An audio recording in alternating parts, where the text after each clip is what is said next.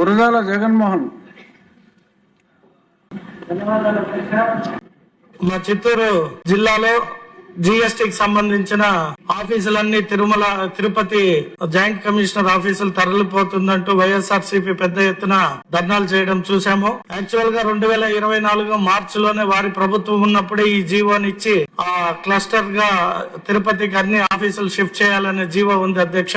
కానీ దాన్ని తెలుగుదేశం అధికారంలోకి వచ్చినాకనే ఏదో కొత్తగా జీవో ఇచ్చినట్టు వైఎస్ఆర్ పార్టీకి సంబంధించిన చిత్తూరు నాయకులు పెద్ద ఎత్తున హడావిడి చేశారు అధ్యక్ష.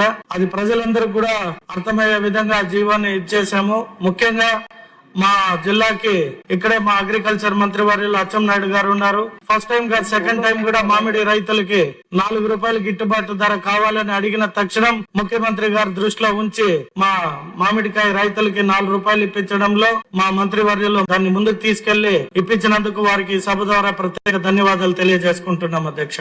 Thank you.